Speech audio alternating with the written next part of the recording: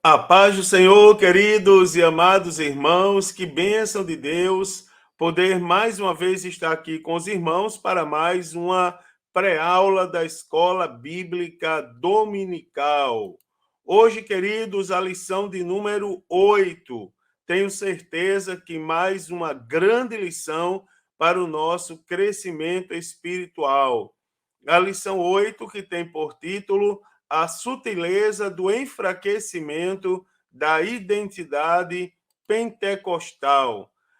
O texto áureo para essa lição está no livro dos Atos dos Apóstolos, capítulo 2 e versículo 4, onde diz: E todos foram cheios do Espírito Santo e começaram a falar em outras línguas, conforme o Espírito Santo lhes concedia que falassem.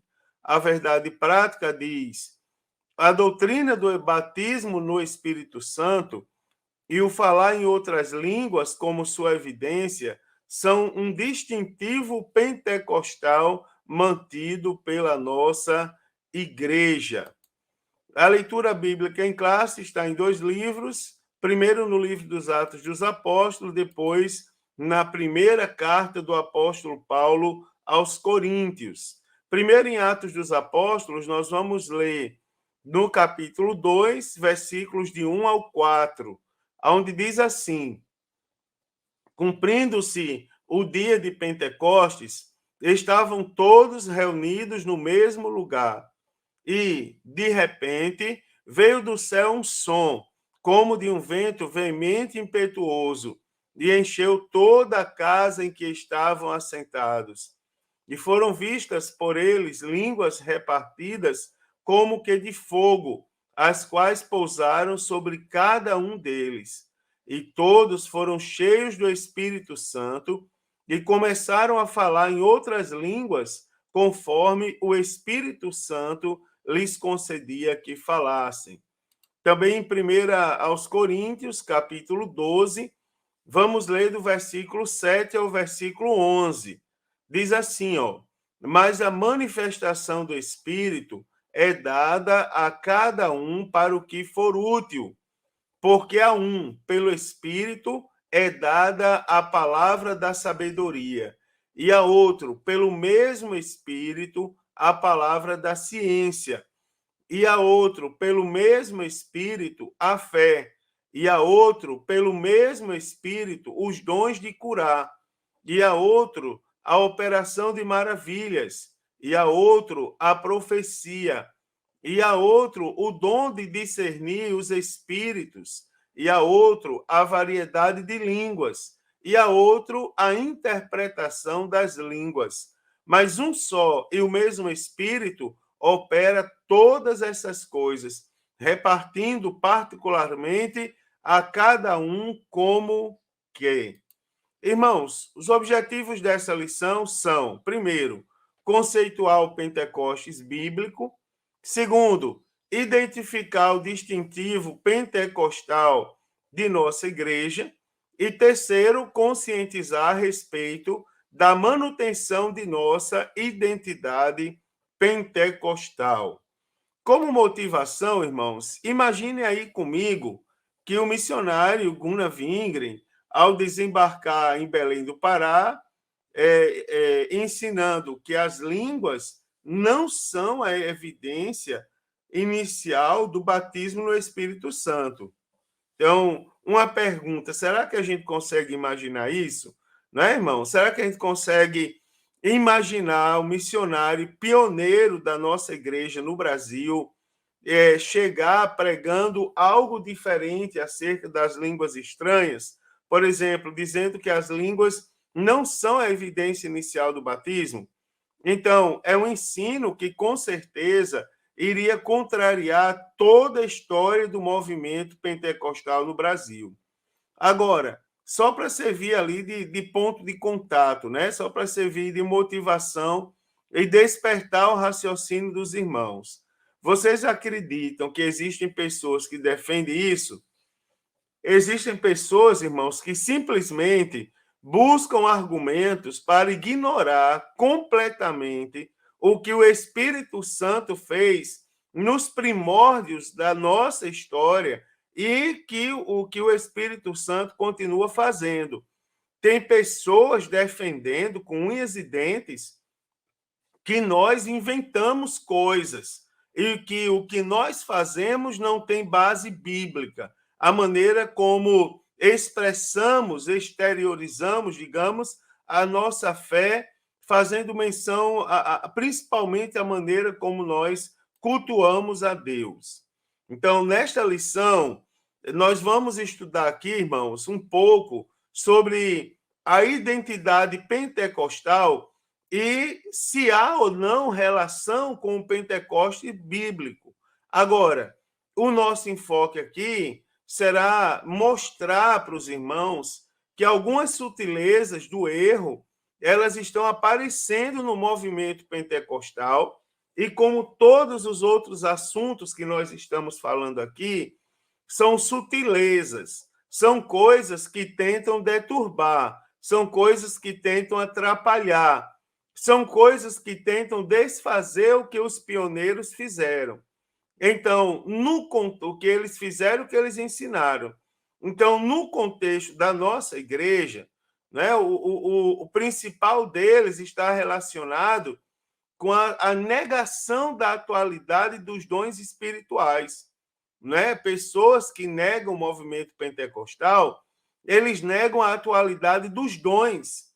E, de uma maneira mais específica, eles negam o falar em outras línguas como a evidência física e inicial do batismo no Espírito Santo.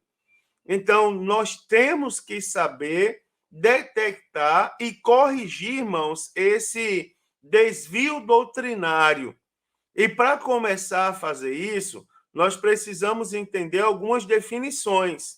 Então, eu quero mostrar aos irmãos a definição do termo enfraquecimento, a definição do termo identidade e, em se tratando de culto pentecostal, falar um pouco acerca do nosso culto, de maneira a pontuar algumas distorções no culto e na liturgia da contemporaneidade, né, ou seja, dos dias atuais, falar em alguns princípios bíblicos que são indispensáveis ao nosso culto e pontuar os elementos do genuíno culto pentecostal, tá certo? Então veja que é uma lição muito boa e nós temos muito que aprender, muito que aproveitar dessa lição. Para começar, irmãos, o que significa enfraquecimento e o que significa identidade? Uma vez que nessa lição eu quero mostrar a sutileza da tentativa de enfraquecer a identidade pentecostal. Então, são dois termos chaves. Primeiro, o enfraquecimento, que é a tentativa, não é, do que estão querendo fazer nos dias de hoje, de maneira sutil, e a identidade pentecostal. Nós precisamos saber o que é identidade, se temos e qual a importância de nós termos uma. Enfraquecimento, queridos, é o ato ou efeito de enfraquecer, ou seja, a perda da identidade da força, da fraqueza, da debilidade, a falta de ânimo, o desânimo, o desalento, né? A diminuição das propriedades ou da intensidade ou do poder da ação. Então, é o que estão querendo fazer com o movimento pentecostal. Estão querendo enfraquecer, fazer com que o movimento perca força, se torne fraco, debilitado, que se torne algo desmotivante, não é, irmãos? Algo de extremo desânimo, desalento, e que seja algo que não represente tanto poder. É a sutileza dos dias atuais em relação a esse movimento tão importante que nós fazemos parte. Como identidade, nós podemos definir como o conjunto de características que distinguem uma pessoa ou uma coisa e por meio das quais é possível individualizá-la. Então, você observe que nós temos características que nos identificam de maneira peculiar. tá certo? Essas características são características bíblicas. Então, o que é que a sutileza dos dias atuais está tentando fazer? Está tentando enfraquecer essas características.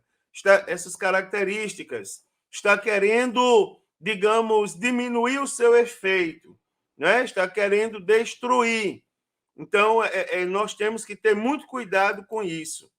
Preste atenção no que diz respeito ao Pentecostes bíblico. Primeiro, nós podemos falar acerca do Espírito prometido. Então, no Antigo Testamento, da nossa Bíblia Sagrada, nós vemos o quê? A ação do Espírito Santo em diferentes momentos e na vida de pessoas,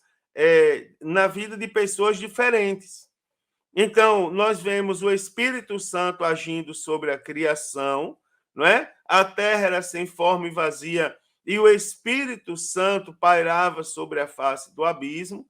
E nós podemos também, irmãos, verificar, dar alguns exemplos de pessoas que foram usadas por meio do Espírito Santo. Por exemplo, Bezalel, né? Lá no livro do Êxodo, lá no livro dos Juízes, a gente tem o exemplo de Gideão, Jefté, a gente tem o exemplo de Sansão, né? E se andar o Antigo Testamento, nós vamos verificar que em vários momentos nós temos a atuação direta do Espírito Santo de Deus. Na Antiga Aliança, ou seja, no Antigo Testamento, há uma excepcionalidade da ação do Espírito Santo.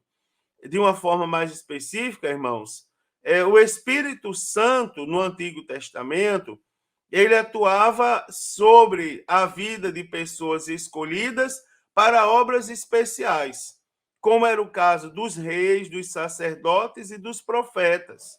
E, em alguns casos, não é, para abençoar o povo de Deus, como naquele caso lá de Balaão, onde o Espírito do Senhor se apoderou e o homem que foi pago para amaldiçoar, ele abençoava.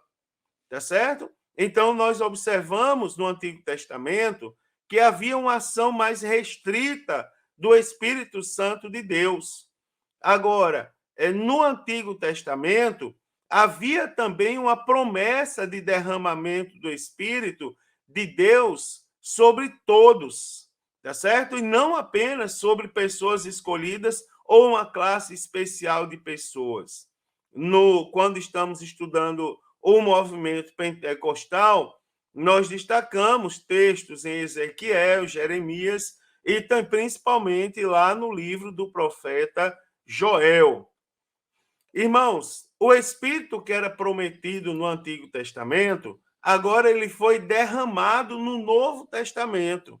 Não é? É no Novo Testamento que nós observamos o quê? Que as promessas em relação à vinda do Espírito Santo se cumprem. Então, o profeta Joel, ele profetizou no Antigo Testamento, não é? Na contextualização do Espírito prometido, a vinda do Espírito de uma forma copiosa.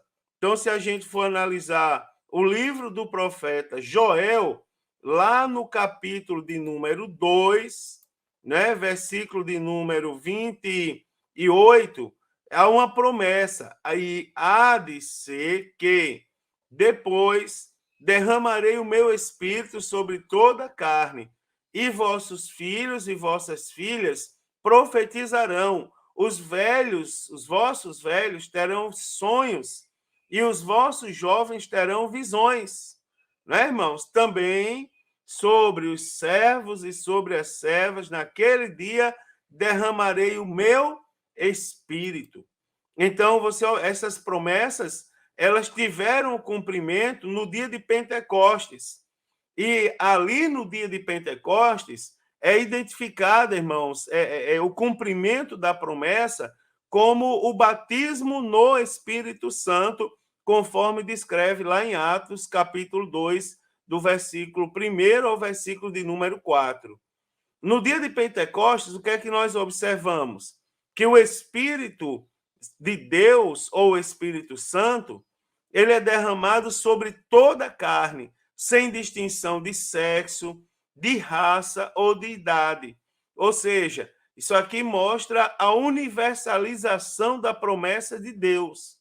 Se na contextualização do Espírito prometido, ou seja, na antiga aliança, no Antigo Testamento, haviam alguns escolhidos para obras específicas, onde o Espírito Santo de Deus atuava diretamente, agora no Novo Testamento, né, irmãos, todos os que creem, eles podem ser revestidos pelo Espírito Santo.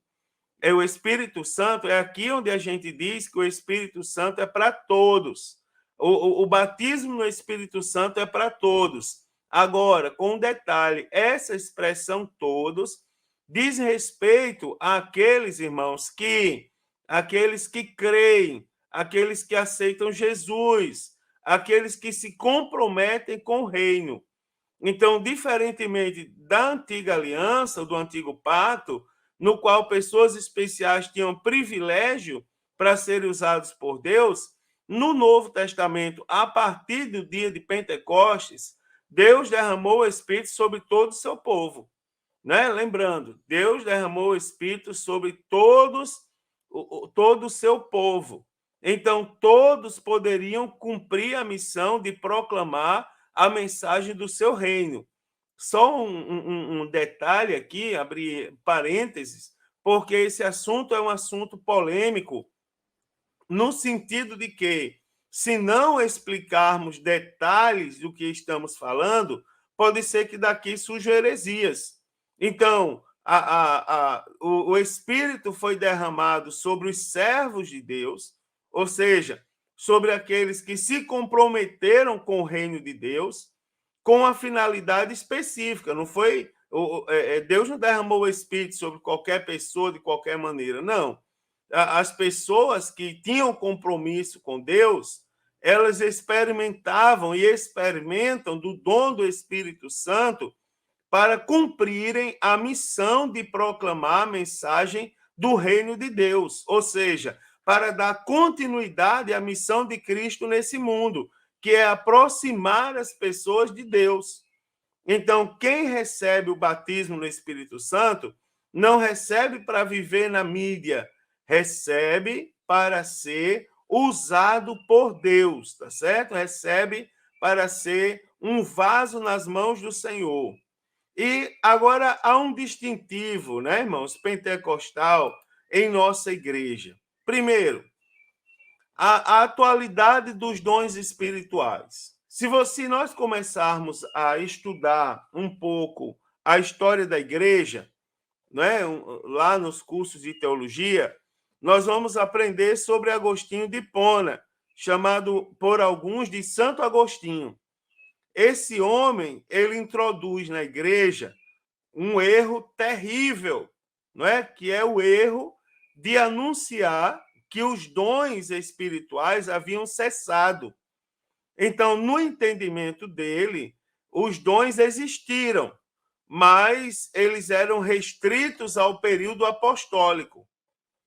Esse ensino aí, irmãos, infelizmente, ele influenciou na formação de alguns segmentos religiosos, como, por exemplo, o catolicismo medieval, e mesmo com o advento da reforma luterana, os reformadores não conseguiram se afastar desse ensino.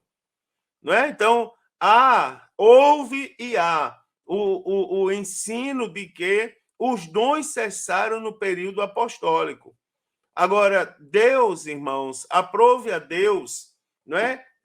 Levantar o movimento pentecostal como resposta a esse, com certeza, esse desvio doutrinário, desvio completo do que ensina as Sagradas Escrituras. Então, os pentecostais não somente crêem que os dons estão vigentes na igreja, como também eles exercem os dons, tá certo? O Espírito Santo concede dons ainda nos dias de hoje. Então, nossa igreja, ela surge na história, não é, digamos, enorme explosão de reavivamento dos dons espirituais. Na nossa declaração de verdades fundamentais, datada de 1916, as Assembleias de Deus confessavam que todos os que creem têm o direito e devem sinceramente buscar a promessa do Pai, o batismo no Espírito Santo e com fogo.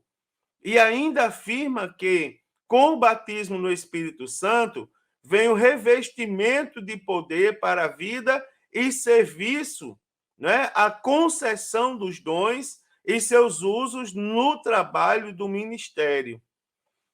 E que, ainda mais, essa experiência maravilhosa é distinta e subsequente à experiência do novo nascimento.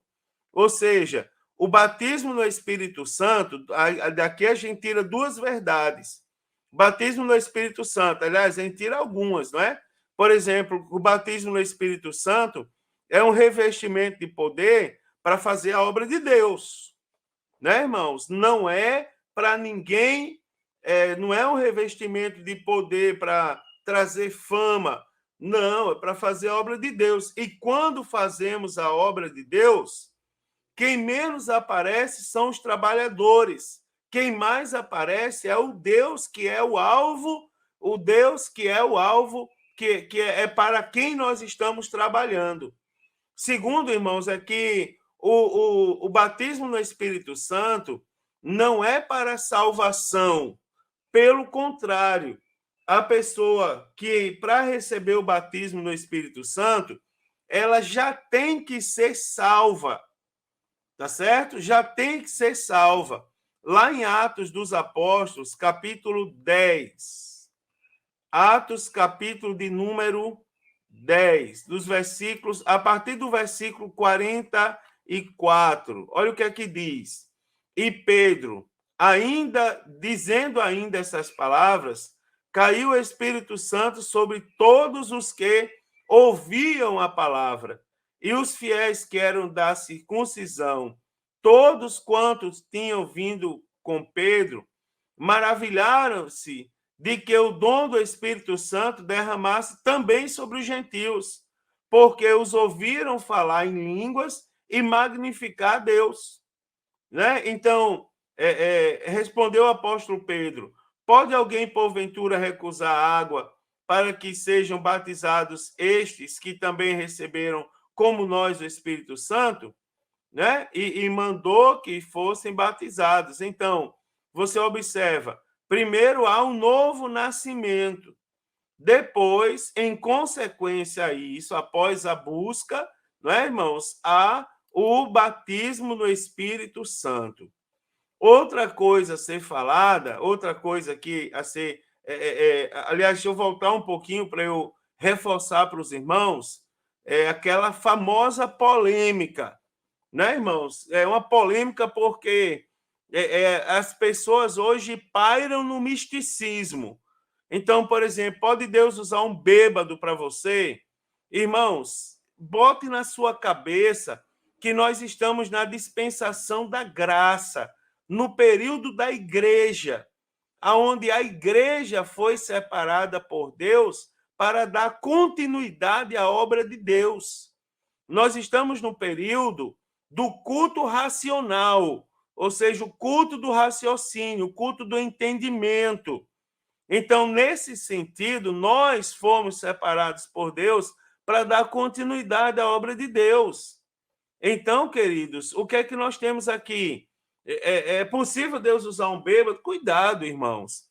Se o bêbado aceitar Jesus de coração, não é, irmãos? De todo o seu coração, ele aceita Jesus, ele se arrepende de seus pecados, eu não tenho dúvida que Deus possa usá-lo. Quantas pessoas da nossa igreja não vieram de uma vida terrível e hoje são grandes homens e mulheres de Deus? Agora, primeiro precisa ver o arrependimento dos pecados. Deus não habita em templo feito por mão de homem. Quando o Espírito Santo chega, ele faz morada. E o que era prostituição, lascívia, impureza, glutonaria, passa a ser amor, paz, alegria, longanimidade, benignidade, fé, mansidão e temperança. Então, há uma mudança, tá certo, irmãos? Então, quando aceitamos Jesus, há uma mudança. E a partir daí, há todo um moldar do Espírito Santo de Deus para nos preparar para recebermos o revestimento do poder do alto e darmos continuidade à obra de Deus nesse mundo. Então, em continuidade a isso, nós temos as línguas como evidência inicial. A declaração da nossa igreja de fé das Assembleias de Deus de 1916 afirma que o batismo dos crentes no Espírito Santo é testemunhado pelo sinal físico inicial de falar em outras línguas conforme o Espírito de Deus lhe dá a capacidade de falar. Tá certo? Então, a evidência inicial do batismo no Espírito Santo é o falar em outras línguas conforme o Espírito Santo de Deus ele nos concede. Então, em línguas, nesse caso, é o mesmo em essência que o dom de línguas, não é? Mas diferente em propósito e uso, tá certo? Então, nenhum pentecostal, nenhum crente do início da igreja, ele tinha dúvida quanto a isso. Tanto o William Durham como Gunnar Wingre e Daniel Bergen, que eram pentecostais da fundação da igreja, ou seja, os pioneiros, né, os pentecostais de primeira geração, eles criam e eles pregavam com convicção a doutrina pentecostal com a evidência inicial do falar em outras línguas. Agora, nos dias atuais, irmão, esse ensino está se enfraquecendo, não é? De uma forma sutil, as pessoas estão tentando retirar isso da gente. Agora, são ensinamentos sutis, não é? Que negam a doutrina das línguas como evidência inicial do poderoso batismo do Espírito Santo. E aí eu quero chamar a atenção dos irmãos. Aonde mora a sutileza disso tudo? Não é? Está em dizer que o falar em outras línguas de fato existe, contudo, não é para todos. Não é? Isso aí é um desvio terrível. Esse desvio, o que é que ele faz? Ele enfraquece a convicção do crente, ele mexe com a fé. Né, irmãos? Ele faz com que o crente desacredite de que aquele dom seja para ele. Ou seja, ele faz com que o crente promova um auto-julgamento, uma autodoutrinação. Não, eu não tenho condições de receber isso. E aí, se tem dúvida, não recebe. Né, irmão? A carta de Tiago, capítulo 1, versículo de número 6 a 8, vai dizer assim, ó, peça, porém com fé, não duvidando, porque o que duvida é semelhante à onda do mar, que é levada pelo vento e lançada de uma parte para outra. Não pense tal homem que receberá do Senhor alguma coisa. O homem de coração dobre é inconstante em todos os seus caminhos. Ou seja, se houver dúvida, não é, irmão? Ninguém vai receber nada. Então, para nós, crentes pentecostais, nós temos que entender que a doutrina do falar em outras línguas, como evidência inicial do batismo no Espírito Santo, é inegociável, irmãos. Está na Bíblia Sagrada. E eu quero até lançar um convite. Venha na minha igreja. Pronto. Se na sua igreja não tem mais isso, venha na minha. Venha de mudança, venha congregar comigo que eu vou lhe ensinar a verdade. E aí, na minha igreja, você vai ver pessoas que foram batizadas no Espírito Santo e falaram em japonês, né? Falaram a língua lá do Oriente. E, na hora, havia um japonês nativo que entendeu toda a mensagem que estava sendo pregada. Eu recordo, isso aqui é tão bonito de falar, eu recordo que uma vez eu estava numa conferência missionária e o missionário que pregava, ele começou a dar o testemunho de uma pessoa que Não, eu estava na conferência missionária e não foi um testemunho. Um missionário, enquanto o pastor pregava, um missionário atrás dele começou a falar uma coisa estranha, de fato. Né? Ele começou um pra, mas ele não falava nada mais que isso, era só um pra mesmo. E naquele dia o pastor repreendeu ele. O pastor que pregava, não era o pastor da igreja, era um pastor que pregava, um convidado, foi lá e repreendeu e mandou ele parar.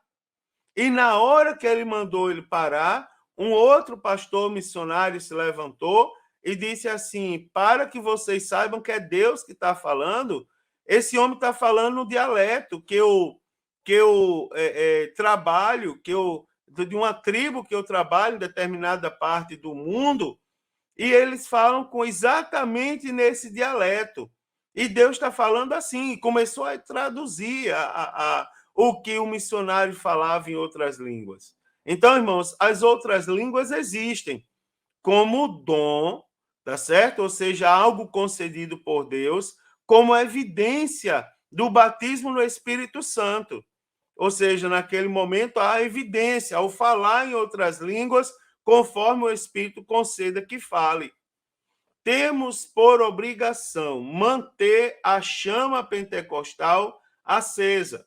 Primeira coisa que nós temos que levar em consideração, irmãos, é a fidelidade às escrituras sagradas. Então, ao contrário do que algumas pessoas pensam, não é? Uma marca distintiva dos pentecostais clássicos ou históricos era o seu amor e fidelidade às escrituras. Você prestar atenção, tem movimentos pentecostais por aí, que não são movimentos, que pregam que as pessoas nem precisam andar mais com a Bíblia. Não é um costume de não andar com a Bíblia. Há uma doutrinação de que não precisa mais andar com a Bíblia. Isso é terrível.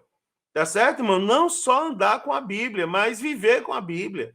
A história da nossa igreja, ela mostra, por exemplo, o pastor William Seymour, lá na Rua Azusa, um homem que, vítima da segregação racial do período em que viveu, o pastor Seymour, a história diz que ele assistia aula no curso teológico no corredor, porque ele era impedido de frequentar as salas de aulas devido à cor da sua pele.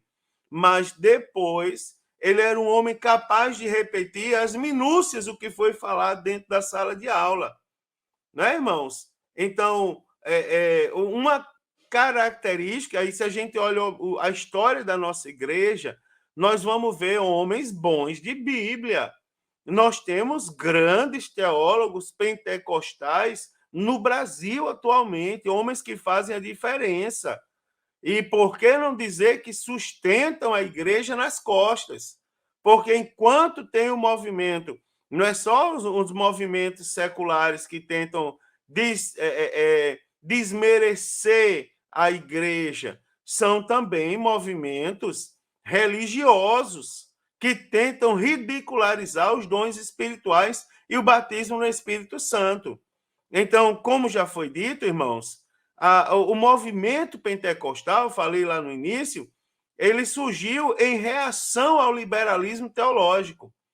Uma das características do liberalismo teológico era o secularismo que negava a infalibilidade e inerrância das escrituras. Ou seja, para eles havia a possibilidade da Bíblia conter erros. Agora, para os pentecostais, não. Para os pentecostais, a Bíblia é a inerrante e infalível palavra de Deus. Não resta dúvida, assim sendo, não é? Não resta dúvidas, irmãos, que o afrouxamento doutrinário e a consequente negação da atualidade dos dons espirituais são marcas que mostram que segmentos do movimento pentecostal contemporâneo estão se distanciando da palavra de Deus. Não é? Você imagine como que alguém pode se dizer pentecostal e não crer na atualidade dos dons, mas acredite, existem pessoas assim. Então, todo desvio doutrinário, bem como toda heresia, irmãos, elas existem por causa da negação ou acréscimo de alguma coisa às escrituras. E essa é uma delas. Não é? Certo teólogo, eles diziam, e o meu pastor de saudosa memória, ele também diziam, que as escrituras não precisam de penduricalhos. Não é? Ele falava com o vozeirão, chega de penduricalhos. Não é, irmãos? Precisamos voltar às escrituras sagradas, que está, o nosso manual de fé e prática, é a Bíblia Sagrada. Né? E por falar em Bíblia Sagrada, eu só vou lembrar aqui aos irmãos, o nosso plano anual de leitura da Bíblia Sagrada, né, irmãos? Aqui, importantíssimo, fazer a leitura anual da Bíblia, tá certo? Por quê, irmãos? Porque é uma dos requisitos primordiais para manter a chama pentecostal acesa. Segundo, é o exercício dos dons espirituais. Semelhantemente aos dias do profeta Samuel, em que as visões não eram frequentes, assim também, irmãos, os dons espirituais, eles parecem ter se tornado algo extremamente raro entre muitos pentecostais. Então, não existe movimento pentecostal autêntico sem a prática dos dons espirituais. Não existe. O movimento não pode existir somente como uma doutrina árida, não é, irmãos? Como uma lenda. Ele deve se expressar no dia a dia através do exercício dos dons. Jesus, ele falou lá em Marcos, naquele texto do famoso ide, portanto, ide fazer, pregar o evangelho a toda criatura, ide pregar o evangelho a toda criatura, quem crer e for batizado será salvo.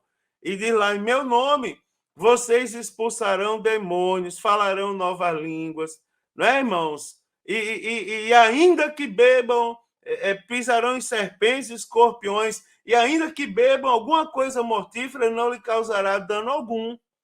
Então, o medo de possíveis abusos não serve como desculpa. Nós não podemos rejeitar, irmãos, as verdadeiras manifestações do Espírito por receio às falsas manifestações. É o que o outro lado quer que a gente faça, que a gente viva acuado, viva uma vida de medo, viva uma vida de, né, irmãos, uma vida de retraídos. Não, irmão, em nome de Jesus, não podemos rejeitar as verdadeiras manifestações espirituais. E o Espírito testifica acerca disso. Quando, né, irmãos, ocorrem as manifestações espirituais, os dos dons espirituais, por exemplo, o Espírito testifica e ele toca o nosso coração e nós conhecemos que é da parte de Deus o que está acontecendo. Agora, deixa eu falar um pouco sobre o culto, né, irmãos? Por quê? Porque a nossa vida de fé, ela se expressa através da maneira como nós cultuamos a Deus. Então, se observarmos a liturgia da atualidade, há algumas distorções, né? Então, a maneira como a igreja adora ao Senhor reflete a sua crença e os seus valores. Então, nós temos que valorizar o culto da nossa igreja, tá certo?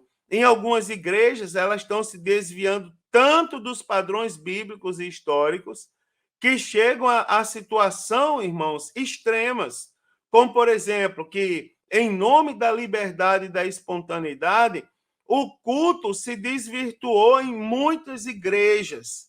Em muitas igrejas, o culto é marcado por irreverência, são cultos de piada, onde o povo vai dar gargalhada, superficialidade, né, irmão? Preocupação prioritária com necessidades humanas e não com a presença e glória de Deus. Eu vou mostrar para vocês algumas distorções. Lembrando que o que eu vou falar agora diz respeito aos exageros. Né, irmãos? É assim, uma coisa, existem duas maneiras de você cultuar a Deus. Existe o culto individual e existe o culto coletivo, culto público, coletivo. No culto coletivo, pode falhar o som, né, irmãos? É aquele culto onde a gente percebe falhar o som, é aquele culto onde a gente percebe que determinada pessoa não tem certa afinação para cantar. É aquele culto onde a gente observa a roupa das pessoas que estão no mesmo ambiente de culto com a gente. Agora, existe o culto individual.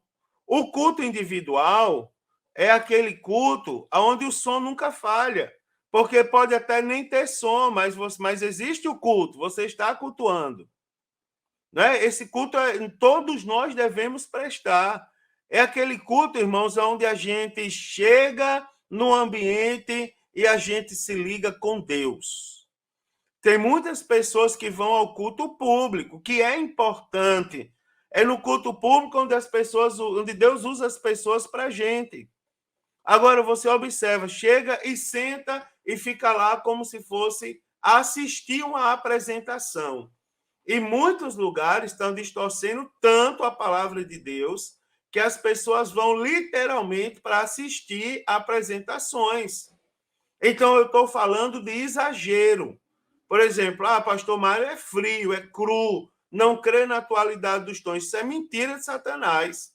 Eu sou crente pentecostal. Agora, eu vou dizer uma coisa a você. Por exemplo, algumas maneiras estranhas de cultuar Deus. Eu vou falar aqui de rodopio e dança espiritual. Tá certo, irmãos? Davi dançou patrioticamente. Davi não dançou no local do templo, tá certo? No local onde deve haver reverência. Miriam não dançou dentro do tabernáculo. Então, eu estou falando, veja que aqui são exageros, são casos extremos. Por exemplo, a regressão espiritual era algo que passou pela moda uma vez no Brasil, nas igrejas do Brasil. E a Bíblia condena veementemente isso. Entrevista com demônio, irmão. Já pensou? Um culto a Deus não ter uma entrevista com o demônio? A entrevista com Deus o povo não faz, mas com o demônio, né? Decretar o que Deus deve fazer, você observa, tira a autoridade de Deus e coloca a autoridade em si mesmo. Teve uma época no Brasil que tinha uma moda que era assim, fechava-se os olhos, né? Surgiu um determinado movimento aí do Brasil e se proliferou, infelizmente, pregadores mais jovens que nunca leram a Bíblia, por sinal, iam pregar e diziam, Senhor, eu só prego. Olha só, o cara impondo condição para pregar a Bíblia. Eu só prego se o Senhor colocar um anjo ali fora, outro anjo do outro lado, 2 anjos aqui atrás, 2 anjos não sei aonde. Meu Deus do céu. A unção do riso, né, irmãos? Cair no espírito. Cultos exóticos, tá certo? O culto da extravagância.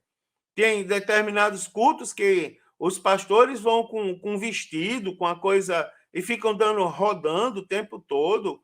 Né, irmão? Misericórdia. Respeita o local de culto, irmão. Também a judaização do culto. Olha, mostrar alguns elementos judaicos e trazer uma explicação cultural para a igreja é uma coisa. Agora, adotar elementos judaicos como se fossem amuletos de culto, isso aí não faz parte do nosso culto. Por exemplo, você imagina no meio de um hino do jovem, você vê lá o toque do chofar, emociona, irmão, emociona, não é? Leva a gente ao tempo aos tempos históricos da Bíblia Sagrada. Agora, já pensou, todo culto, antes da pregação, tem que tocar o chofar para o Espírito descer. Aí, meu irmão, paciência, né? Paciência. Todo mundo tem que ter a estrela de Davi na testa, que é a marca de Cristo na vida da pessoa. Aí, paciência, né, irmão? Isso aí não existe. Então, eu estou falando da judaização, praticamente a inserção de alimentos, ou de alimentos não, de elementos, alimentos também que levam a situação de idolatria, praticamente. Tá certo? Então, os desafios do culto da igreja da atualidade. Então, vários movimentos incorretamente intitulados de pentecostais, eles surgem todos os anos, todos os dias, né, irmãos? E essas dissidências, elas criam um segmento esotérico, místico, não é sincrético, que nada lembra o verdadeiro cristianismo, porque a maioria desses modismos não tem nada a ver com a palavra de Deus, né? Então, a igreja está vivenciando de forma cada vez mais dura e sutil ao mesmo tempo a influência de modismo no seu culto, substituindo em alguns lugares elementos bíblicos que marcam o seu culto e liturgia, como, por exemplo, a perda de costume da oração coletiva, a diminuição do tempo para exposição da palavra. Sobre cada elemento desse, a gente podia fazer um amplo comentário, mas eu creio que os irmãos já sabem o que eu quero dizer.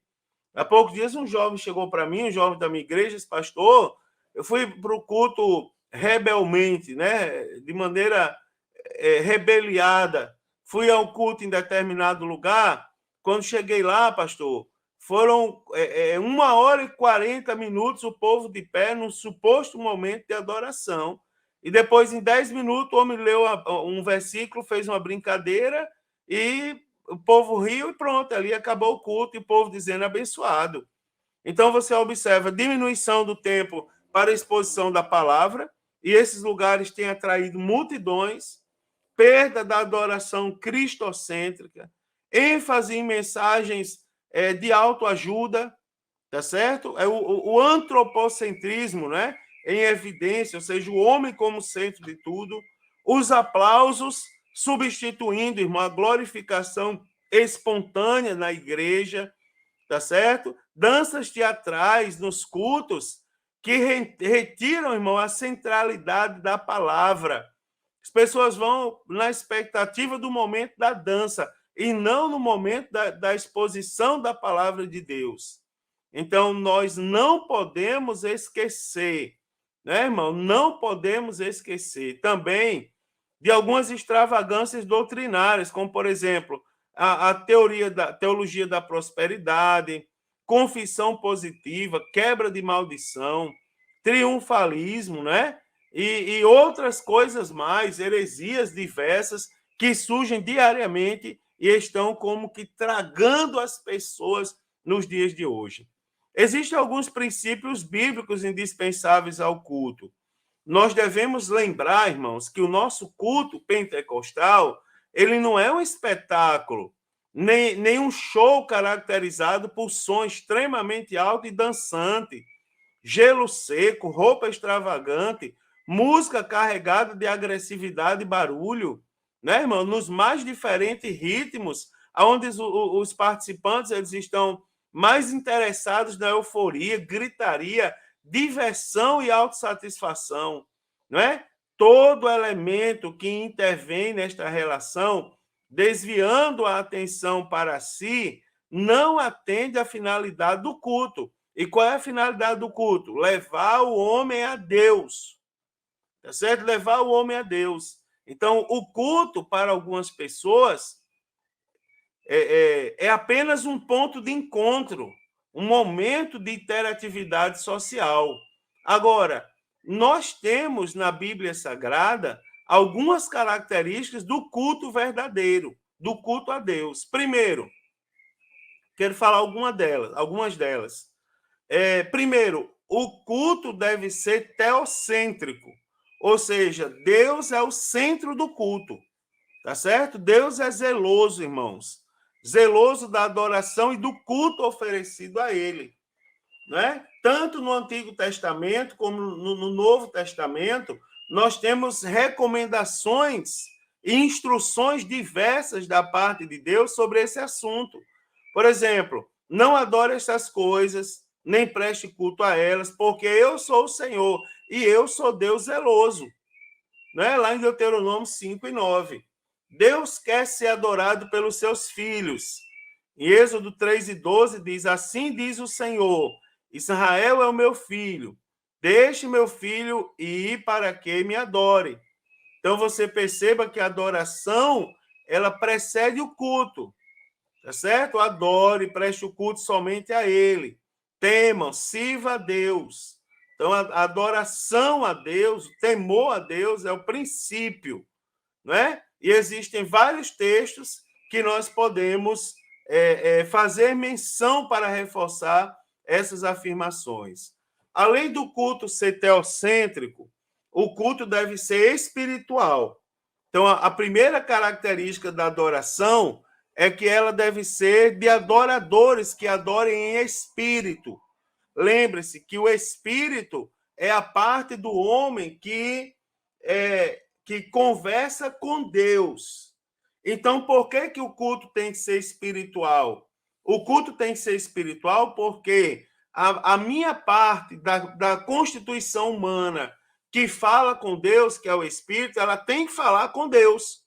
Então, o culto tem que ser espiritual, tá certo? O culto emotivo é aquele culto que trabalha as emoções, que agrada o corpo, agrada a carne, o ego, mas ele não chega até Deus, porque ele não é a Deus. Então, é por isso os sacrifícios no culto cristão são espirituais, tá certo, irmão? O corpo, o louvor, a prática do bem, a mútua cooperação, não é? Então, tudo tem que ser espiritual. Alguém diz assim, alguém criou aquela frase, espiritualiza tudo. Claro, Deus é espírito, e eu tenho que adorar Deus em espírito. Terceiro é que o culto deve ser reverente, né? Então, o culto deve primar pela boa condução. 1 Coríntios 14 e versículo 40 diz: mas faça-se tudo decentemente e com ordem. Tá certo, irmãos? Como eu já disse, nós prestamos o culto racional, o culto da consciência, né? O culto, a liturgia pentecostal, ela é uma liturgia simples. 1 Coríntios 14, 26 diz: que fareis, pois, irmãos, quando vos ajuntares? Cada um de vós tem salmo, tem doutrina, tem revelação, tem língua, tem interpretação. Faça-se tudo para edificação. Então, o culto consiste, a liturgia pentecostal consiste em oração, louvor, leitura bíblica, exposição das escrituras sagradas, contribuição financeira, ou seja, dízimos e ofertas. Então, nós entendemos, né, que a adoração está incompleta na ausência de pelo menos um desses elementos, exceto, né, irmãos, se as circunstâncias do culto sejam desfavoráveis ou contrárias a algum desses elementos. Então, ter reverência é prestar um culto bíblico, tá certo? É prestar um culto aos moldes de Deus. Aí sim, nós vamos ter um culto reverente, um culto onde a vontade de Deus é respeitada. Então, o culto deve ser espontâneo e deve ser alegre também. Se observarmos o Novo Testamento, há uma espontaneidade para orar e para interceder. 1 Timóteo 2:8, o apóstolo Paulo diz: quero, pois, que os homens orem em todo lugar, levantando mãos santas. Não é? Então, a espontaneidade chegou a tal ponto que houve necessidade de estabelecer limites à igreja primitiva. 1 Coríntios, capítulo 12, versículo de número 3. Depois nós vamos ler o versículo de número 14. Diz assim, ó: portanto, vos quero fazer compreender que ninguém que fala pelo Espírito de Deus diz Jesus é anátema. E ninguém pode dizer que Jesus é o Senhor senão pelo Espírito. O versículo de número 12 diz: porque assim como o corpo é um e tem muitos membros, e todos os membros, sendo muitos, são um só corpo, assim é Cristo também. Então, precisou, em determinado momento, estabelecer limites. Então, a igreja primitiva, ela era autenticamente pentecostal, tanto na sua forma como no seu conteúdo. Atos 2, 42 e 43 diz assim: e perseveravam na doutrina dos apóstolos, e na comunhão, e no partir do pão, e nas orações. Em cada alma havia temor, e muitas maravilhas e sinais se faziam pelos apóstolos.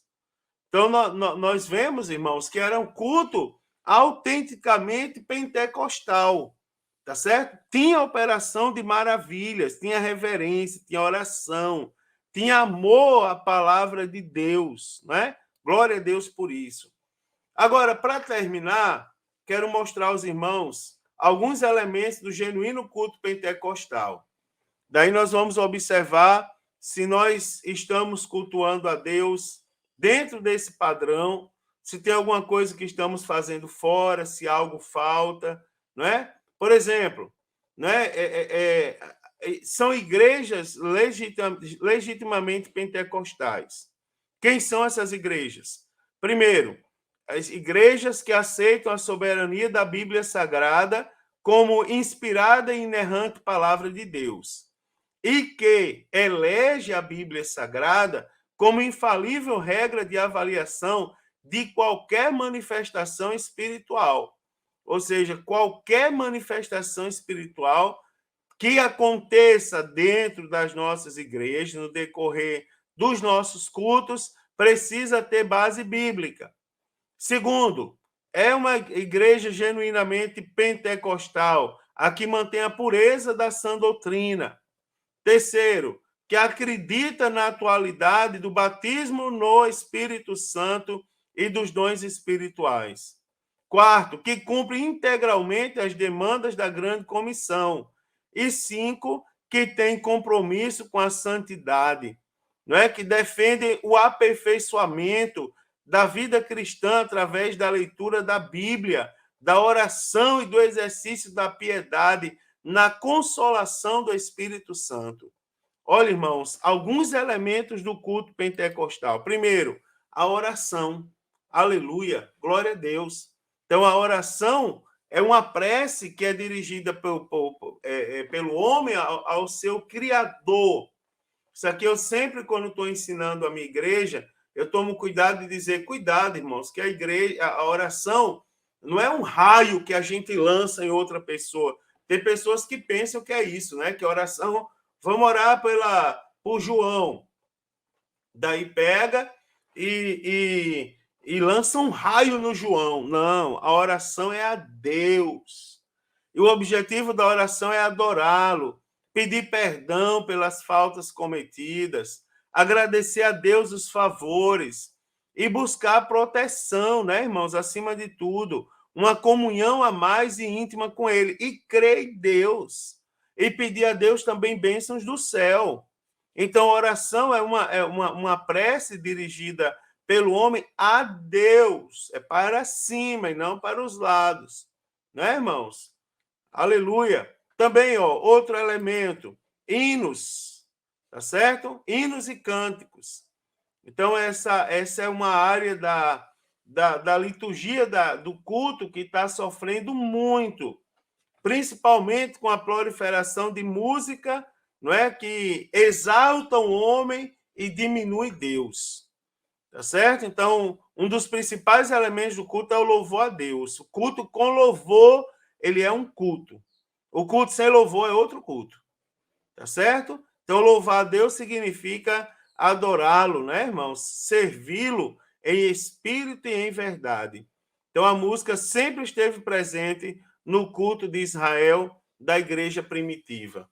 Terceira, leitura bíblica, indispensável no culto, tá certo? Deve ser um momento de profunda reverência, onde todos acompanham a leitura bíblica. Glória a Deus. No Novo Testamento, nós temos uma farta contextualização de exemplos, né, de leitura bíblica, tanto no Antigo como no Novo Testamento. Também, queridos, as contribuições, né, as contribuições também. Então, as ofertas são gestos de gratidão a Deus, assim como os dízimos também, né, irmãos? As contribuições, elas não devem ser vistas como tributos que são pagos na igreja. Não, irmãos, é um gesto de fé, de adoração, de gratidão, tá certo? Então, nós devolvemos para Deus parte daquilo que Ele nos dá. É também um gesto de fidelidade a Deus. Aleluia, tá certo? E todos devem contribuir, tanto quem tem muito dinheiro como quem tem pouco dinheiro. A Bíblia diz que Jesus estava num lugar, e é interessante essa passagem, que a Bíblia diz que ele observava a maneira como as pessoas ofertavam. Daí ele viu uma mulher e disse assim, viu aquela viúva ali? A oferta dela foi maior do que a oferta de todo mundo aí. Porque todo mundo deu do que sobrava. Ela deu de coração, né, irmãos? Aleluia. Então, a igreja primitiva adorava a Deus com a entrega voluntária de dízimos e de ofertas. Também não podemos esquecer a pregação, né, irmãos? Pregação, ou como nós saímos felizes para casa quando tem uma boa pregação, né? A pregação é a parte central do culto cristão. Sem a pregação, o culto fica sem brilho, né? Fica sem objetivo. É através da pregação, irmãos, onde é gerada a fé salvífica ou a fé para a salvação, né? É a vontade de Deus que todos se arrependam e chegam ao pleno conhecimento da verdade. O crevem pelo ouvir, e o ouvir pela palavra, né? Só lembrando aos irmãos que o genuíno crente pentecostal, ele não admite outra revelação através do que está na Bíblia. Então, ele prima pela ortodoxia bíblica e pela sã doutrina. Então, a nossa única regra de fé e prática é a Bíblia, tá certo? É a inerrante, inspirada, absoluta e completa palavra de Deus. E é essa Bíblia que deve ser pregada. Também, irmãos, não podemos esquecer os dons espirituais. Como pensar no culto pentecostal sem a manifestação dos dons? Tá certo? Então, é caracterizado não apenas pela verdadeira adoração, mas também pelas manifestações espirituais e sobrenaturais do Espírito Santo. Aleluia! Além da adoração, que são os salmos, e do ensino, que é a doutrina, no culto pentecostal, a manifestação dos dons deve ser algo comum. O apóstolo Paulo, né, ele faz menção aos diversos dons. Por exemplo, no texto de 1 Coríntios 14, do 26 ao 40, onde ele diz revelação, língua, interpretação, profecia e outros. Então, queridos, glória a Deus por mais uma grande lição. E para concluir, você observe que o nosso movimento pentecostal não é uma invenção de pessoas que não têm o que fazer. O movimento pentecostal é sólido e tem uma fundamentação bíblica sólida, né? Então, como um movimento do Espírito, o pentecostalismo está inserido, né, dentro de certo contexto histórico. E isso o faz consciente de sua missão. Então, no decorrer do tempo, nós estamos observando alguns sinais de esfriamento, tá certo? E não há dúvida de que o enfraquecimento doutrinário e até mesmo desvios teológicos que negam a manifestação dos dons espirituais são a origem desse processo de esfriamento. Então, nós vemos aqui, aprendemos, temos que guardar que o verdadeiro culto pentecostal ele é centrado na palavra, não é? E que existem erros sutis que surgem no movimento pentecostal com o objetivo de nos enfraquecer. Nunca esqueça que o culto ideal é aquele culto que está na Bíblia Sagrada. Glória a Deus por mais uma grande lição, né, irmãos? Que lição esclarecedora, que assunto interessante, que coisa boa da gente falar, não é? Então, que Deus abençoe, que nós possamos estar vacinados e não deixar morrer o movimento do Espírito Santo, o movimento pentecostal, o revestimento de poder, a originalidade desse movimento em conformidade com o que está escrito nas Escrituras Sagradas. Queridos, desejo uma excelente aula a todos. Participe da aula, ajude os colegas, convide irmãos em Cristo em Cristo para irem para a igreja, na escola dominical, e eu creio que todos crescerão em Cristo Jesus. Um forte abraço a todos. Se Jesus não voltar, próxima semana eu estarei aqui comentando a lição de número 9. Paz do Senhor, queridos. Uma excelente aula a todos.